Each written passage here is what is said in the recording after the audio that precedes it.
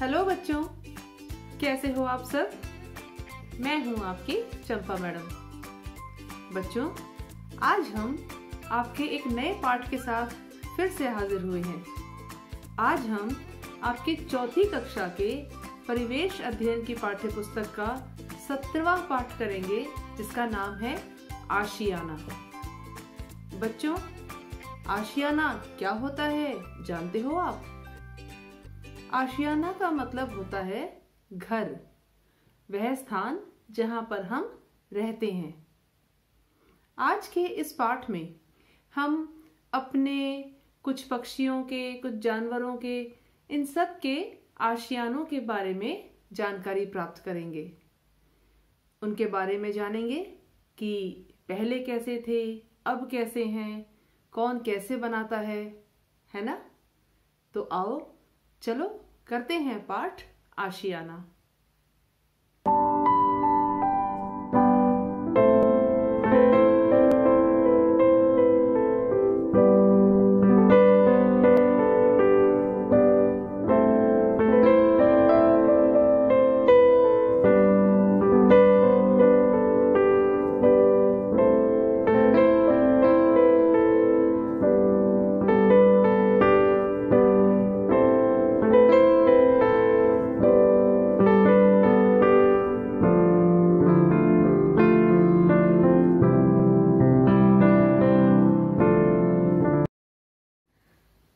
नमस्ते चंपा मैम।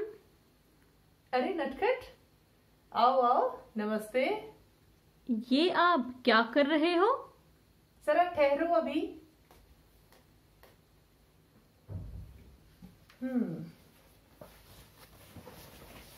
देखो नटखट, मैंने ये एक पक्षी की तस्वीर की पेंटिंग की है और इसे मैं फ्रेम करवा के अपने घर की दीवार पे लगा रही हूँ। देखो, सुंदर है ना ये पक्षी? हाँ, ये तो बहुत ही सुंदर पक्षी है और रंग बिरंगा भी। क्या ऐसे रंग बिरंगे पक्षी सचमुच में होते हैं? ये तो मुझे नहीं पता कि बिल्कुल ऐसे का ऐसा पक्षी होता है या नहीं, पर हाँ, हमारी पृथ्वी पर बहुत सारे पक्षी हैं और बहुत ही रंग बिरंगे भी। हमारे खुद के देश में ही बहुत सारी किस्मों के पक्षी मिलते हैं। जानते हो, हमारे हरियाणा में एक जगह है जिसका नाम है सुल्तानपुर राष्ट्रीय उद्यान। यह स्थान विभिन्न प्रकार के पक्षियों के लिए एक स्वर्ग के समान है और ये पक्षियों के लिए मशहूर भी है। सुल्तानपुर राष्ट्रीय उद्यान 1.42 वर्ग किलोमीटर क्षेत्र में फैला हुआ है। इस उद्यान में लगभग 250 किस्म के स्थानीय एवं प्रवासी पक्षी देखे जा सकते हैं। जानते हो, हमारे सुल्तानपुर पक्षी उद्यान में साइबेरिया से पक्षी सर्दियों में प्रवास करने आते हैं और दूर दूर से लोग इन्हें देखने आते हैं। देखो, ये है सुल्तानपुर का राष्ट्रीय पार्क। यहाँ पर तुम विभिन्न पक्षियों और जानवरों को देख सकते हो। उद्यानों और पक्षी विहारों में पक्षियों और जानवरों को दूर से देखना चाहिए। अच्छा, सोचो तो ऐसा क्यों? नटखट, क्या तुम बता सकते हो कि हमें ऐसी जगहों पे जानवरों को और पक्षियों को दूर से क्यों देखना चाहिए? क्योंकि हमें उन्हें परेशान नहीं करना चाहिए और वह खतरनाक भी हो सकते हैं, इसलिए हमें उनसे दूर रहना चाहिए। बिल्कुल ठीक। हमारी वजह से उन्हें परेशानी भी हो सकती है और साथ ही साथ उनमें से कुछ हमारे लिए खतरनाक भी हो सकते हैं, है ना? देखो बच्चों, यह है मचान। मचान एक ऐसा स्थान होता है जिसे ऊंचे स्थान पर बनाया जाता है। ये किस लिए बनाया जाता है पता है? इस पर चढ़कर दूर दूर तक दिखाई देता है। मचान को वॉच टावर भी कहा जाता है। उस पर खड़े होकर पक्षियों और जानवरों को अच्छी तरह से देखा जा सकता है। अरे देखो, पेड़ पर कुछ घोंसले लटके हुए हैं। ये तो बहुत सुंदर है। देखो, कई घोंसले तो ऐसे लग रहे हैं जैसे पेड़ से बीन लटक रही हो। बीन? सपेरे वाली बीन? हाँ, सपेरे वाली बीन। ये किसका घोंसला है? ये बया का घोंसला है। बया एक छोटा सा पक्षी होता है। जानते हो, बया के घोंसले बहुत ही सुंदर लगते हैं। बया एक ऐसा पक्षी है जो पेड़ की शाखाओं पर नहीं बल्कि उसकी डाल पर लटकते हुए खूबसूरत घोंसले बनाता है। ये घोंसले आकार में लौकी की तरह लगते हैं। जानते हो नटखट, विभिन्न जाति के पक्षी अलग अलग डिजाइन व आकार के घोंसले बनाते हैं। अधिकतर पक्षी किसी पेड़ की ऊंची शाखा, चौड़ी शाखा पर घास फूस व तिनकों से घोंसला बनाते हैं। कठफोड़वा पक्षी पेड़ के तने में अपने चोंच से बड़ा सा छेद करके घोंसला बनाता है। लेकिन बया पक्षी कुछ अलग हटकर वृक्ष की डाल से लटकता हुआ इतना खूबसूरत घोंसला बनाता है कि उसे देखकर आश्चर्य होता है। यही नहीं, कई बार तो एक ही वृक्ष पर बया के लटकते हुए बहुत से घोंसले देखे जा सकते हैं। ऊपर से पतले और नीचे से ये गोल होते हैं। ये घोंसले पेड़ों पर झूलते हुए दिखाई देते हैं, लेकिन ये इतने मजबूत होते हैं कि कभी नीचे नहीं गिरते। भयंकर आंधी आने पर भी झूलते रहते हैं। अरे वाह! जानते हो नटखट, बया बहुत ही बारीकी और कारीगरी से बुनकर अपना घोंसला बनाता है। इसीलिए इसे वीवर पक्षी भी कहते हैं। अच्छा नटखट, तुमने कभी गोरैया का घोंसला देखा है? हाँ हाँ, देखा है। कहाँ पे? मेरे घर की खिड़की के छज्जे पे बना हुआ है। गोरैया एक ऐसा पक्षी है जो कहीं भी अपना घोंसला बना लेती है। कभी अलमारी के ऊपर, कभी खिड़की के छज्जों पर, किसी आले में, जहां उसे जगह मिलती है वहीं बना लेती है। गर्मियों में अक्सर आपने देखा होगा इन्हें अपना घोंसला तिनका तिनका जोड़कर बनाते हुए। हाँ हाँ, देखा है। अच्छा नटखट, अब जरा ये बताओ, बया के घोंसले का आकार कैसा होता है? बया के घोंसले का आकार बीन जैसा या लौकी जैसा होता है। अच्छा बताओ, बया का घोंसला किन किन चीजों से बना होता है? घास, फूस, तिनकों आदि से बना होता है। बया का घोंसला घास फूस और सूखे तिनकों से ही बना होता है। क्या तुमने कभी गोरैया का घोंसला देखा है? यदि हाँ, तो कहाँ पर?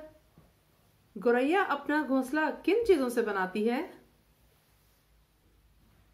गोरैया अपना घोंसला घास, फूस और तिनकों से बनाती है।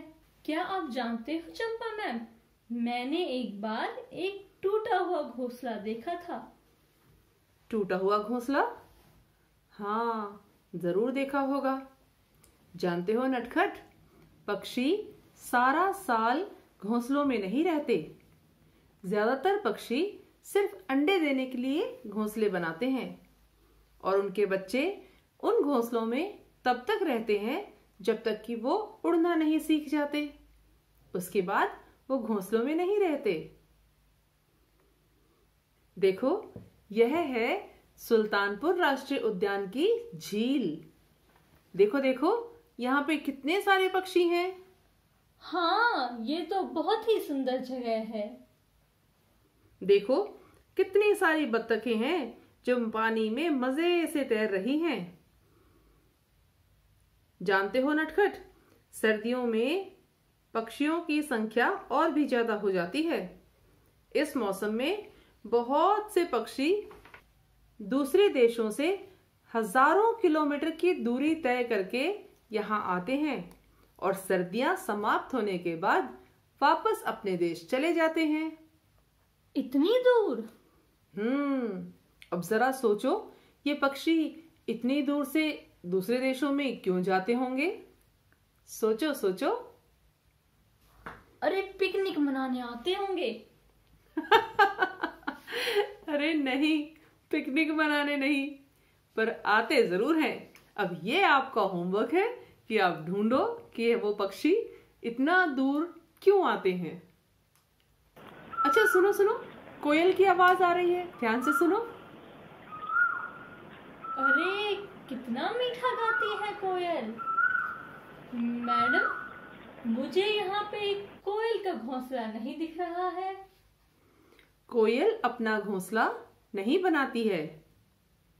क्यों? कोयल कौवे के घोंसले में ही अंडे देती है और कौवा बेचारा उन अंडों को अपने अंडों के साथ से देता है, क्योंकि इन दोनों के अंडे देखने में एक जैसे होते हैं। कोयल तो बहुत ही आलसी होती है। हाँ, कह सकते हो। मेरे घर के पास गुलमोहर का एक पेड़ है। उसकी ऊंची शाखाओं पर कौवे का घोंसला है।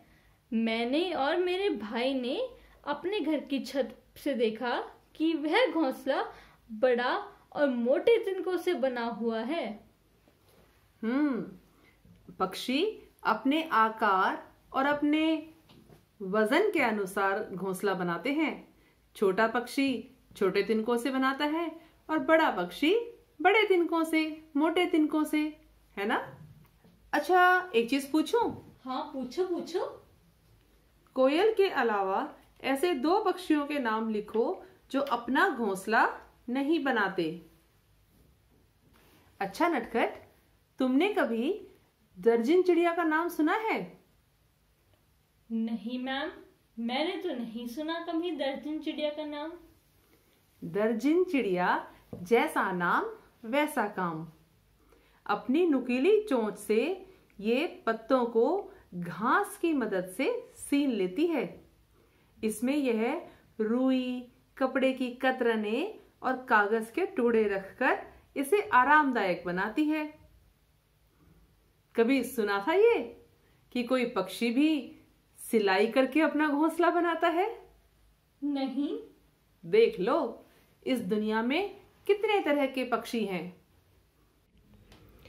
नटखट, क्या तुम कुछ घोंसले देखना चाहोगे? सच्ची मुच्ची के घोंसले? हाँ हाँ, सच्ची मुच्ची के घोंसले। बिल्कुल पास से? हाँ, बिल्कुल पास से, हाथ में लेकर। हाँ, जरूर देखना चाहूंगा। आओ, मैं तुम्हें कुछ घोंसले दिखाती हूँ। देखो, मेरे पास ये कुछ घोंसले हैं। ये किसका घोंसला है? ये शायद गौरैया का घोंसला है। गौरैया का? लगता तो ऐसा ही है, मुझे भी नहीं पता, पर हो सकता है, या किसी और पक्षी का भी होगा। देखो, इसमें डाली में अटकाने के लिए एक डोरी जैसी बना रखी है, जैसे कोई टोकरी हो, है ना? ये तो बहुत सुंदर है। और इसकी बुनाई देखो, कैसे एक जैसी घास से चिड़िया ने घोंसला बना रखा है ना?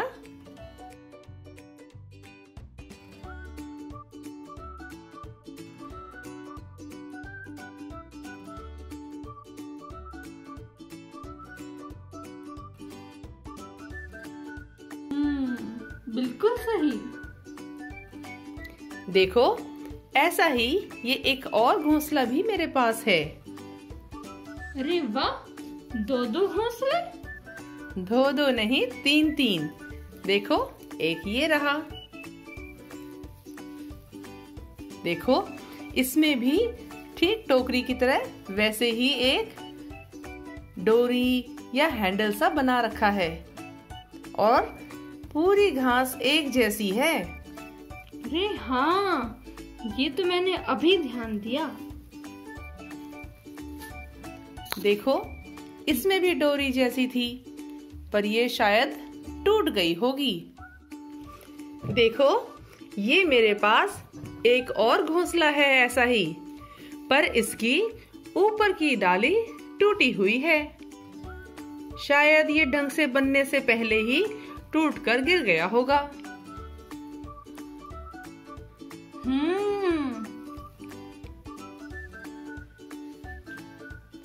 देखो, अब तुम्हें मैं एक और घोंसला दिखाती हूँ।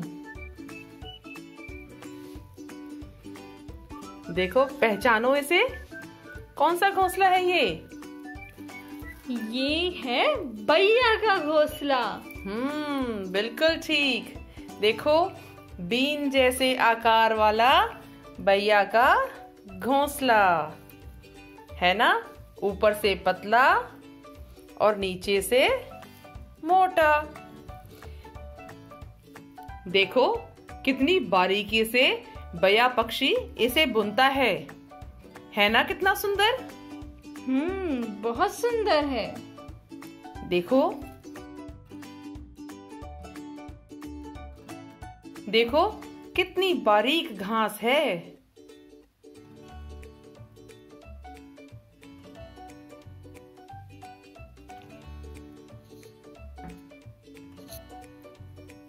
देखो, यहाँ से इस घोंसले में अंदर जाने की जगह है। यहाँ से जाते जाते बैया इसके अंदर जाके अपने अंडे देती है। ये बैया इतने छोटे से छेद से कैसे घुसती है? अरे, बैया खुद भी तो छोटी सी होती है, वो कौन सी ज्यादा बड़ी होती है। ये और सब घोंसले कौन से हैं? ये देखो, ये बैया के ही घोंसले हैं, पर ये पूरे होने से पहले ही शायद टूट गए होंगे। देखो, यह भी बैया का ही घोंसला है। ये देखो, इसके नीचे का गोल हिस्सा, ये देखो इसके नीचे का गोल हिस्सा, और शायद इसके ऊपर यहाँ से वो लंबा वाला हिस्सा बनाने वाली थी। देखो, ये ऊपर का हिस्सा अभी बन नहीं पाया है। आप ही घोंसले कहाँ से लाए मैम? ये तो हमारे खेतों के पास मुझे मिले थे। तो क्या आपने इनमें से पक्षियों को भगा दिया? अरे नहीं, कैसी बातें करते हो नटखट, ये तो बहुत गलत बात होती। किसी भी पक्षी को कभी भी उसके घोंसले से नहीं भगाना चाहिए। और बच्चों, आप भी ध्यान से सुनो, कभी भी किसी भी पक्षी के घोंसले को तोड़ना मत। पक्षी इतनी मेहनत से इतने सुंदर घोंसले बनाते हैं और इतनी मेहनत करके उन्हें तैयार करते हैं, किस लिए?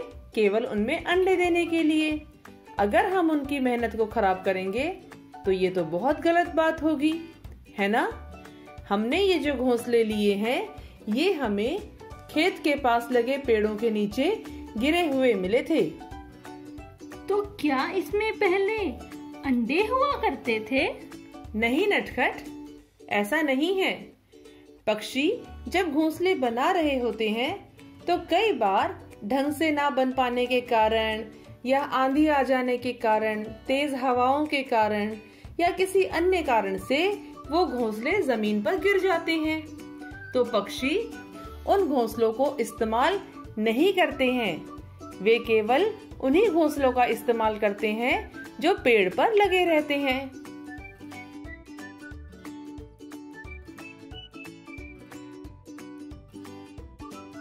अच्छा, अब मैं समझा।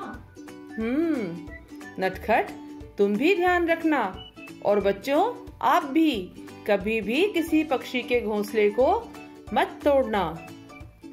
और साथ ही साथ ये भी ध्यान रखना कि अगर किसी घोंसले में पक्षी ने अंडे दे रखे हैं तो उनके अंडों को हाथ मत लगाना।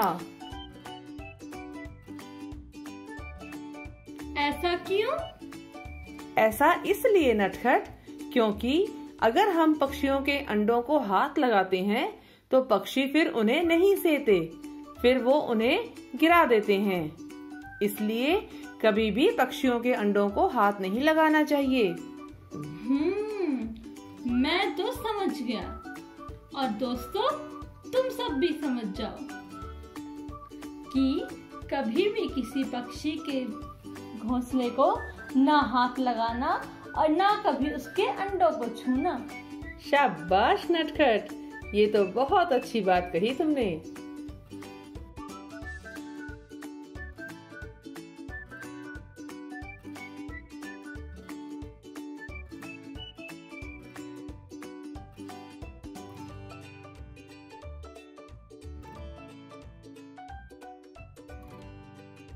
तो बच्चों, देखा आपने दुनिया में कितनी तरह के पक्षी हैं।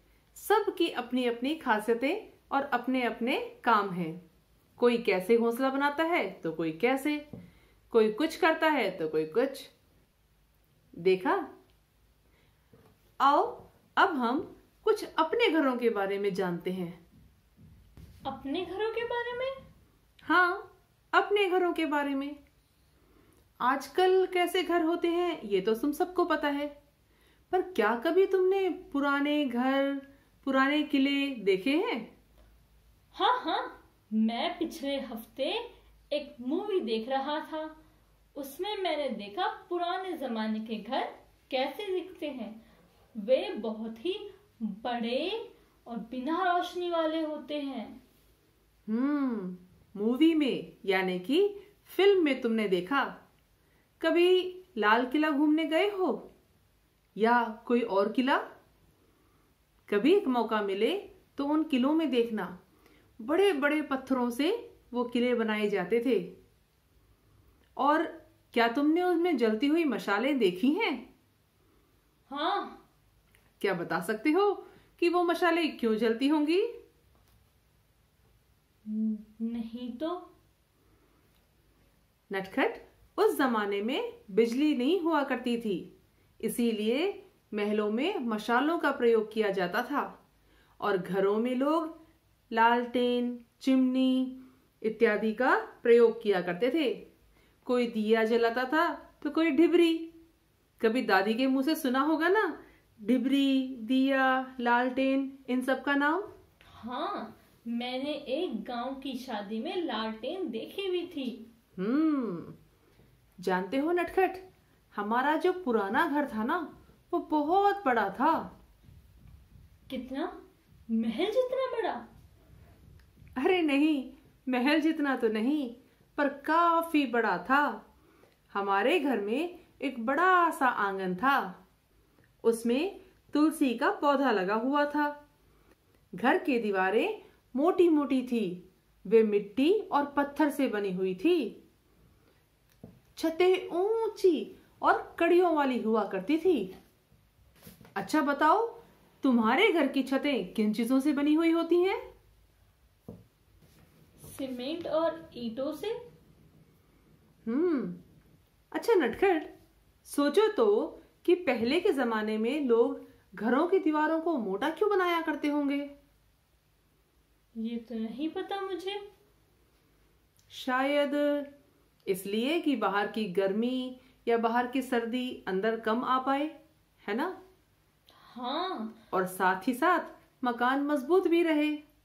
हाँ, ऐसा ही होता होगा। उस टाइम तो पंखे, कूलर, एसी कुछ भी नहीं थे। बिल्कुल सही। कुछ और भी बताओ ना पुराने घरों के बारे में मैम। पुराने घर में जानवरों को रखने के लिए एक अलग जगह होती थी, जहाँ पे घर के सभी जानवरों को बांधा जाता था। ऐसे स्थान को बाड़ा कहा जाता था। बच्चों, आपके यहाँ ऐसे स्थान को क्या कहते हैं? सोचो। अच्छा, जानते हो नटखट, पहले की रसोई कैसी होती थी? कैसी कैसी? रसोई घर में मिट्टी का चूल्हा और उसके ऊपर ईंटों से बनी चिमनी होती थी। दीवारी में ओखली और चक्की भी थी। खाना जमीन पर बैठकर बनाया जाता था और वहीं पर सारा परिवार मिलकर खाना खाता था। अब तो रसोई घरों में गैस के चूल्हे आ गए हैं। खाना भी खड़े होकर बनाते हैं। कितना कुछ बदल गया है ना? हाँ, ये तो बहुत सही बोला आपने। अच्छा, तुम्हारे घर में किस प्रकार के चूल्हे पर खाना बनाया जाता है? मेरे घर में तो गैस के चूल्हे पे खाना बनता है। अच्छा मैम, एक बात बताइए। हाँ हाँ, पूछो। हम ओखली में क्या क्या कूट सकते हैं? ओखली में हम बहुत सारी चीजें कूट सकते हैं, जैसे बाजरा, धान, मिर्चें, मसाले आदि। अच्छा, तुम बताओ, चक्की में कौन सी चीजें पीसी जाती हैं? चक्की में अनाज और दालें पीसी जाती थी। बिल्कुल ठीक। जानते हो नटखट, उस समय के शौचालय कैसे होते थे? नहीं तो? उस समय शौचालय घर के पिछवाड़े में कच्ची ईंटों से बनाए जाते थे। पानी किसी बर्तन में भरकर रखते थे, क्योंकि घरों में नल नहीं होते थे। सारा पानी खुली नालियों से होकर एक बड़े गड्ढे में जाता था। कुछ लोग खुले में भी शौच जाते थे। अब तो हमारे घरों के शौचालय बहुत ही अलग हैं। उनमें नल भी लगे हैं और पानी गड्ढों में ना जाके जमीन में दबी नालियों में जाता है। अच्छा बच्चों, क्या आप बता सकते हो खुले में शौच जाने की क्या क्या हानियां होती हैं? खुले में शौच जाने से दुनिया भर की बीमारियां फैलती हैं और गंदगी भी फैलती है ना? साथ ही साथ खुले में शौच जाना शर्मनाक भी होता है। तो हमें खुले में शौच नहीं जाना चाहिए। अपने घर में बने हुए शौचालयों में ही जाना चाहिए। कुछ समझे नटखट? हाँ हाँ, समझ गया। मैं तो कभी भी बाहर नहीं जाता।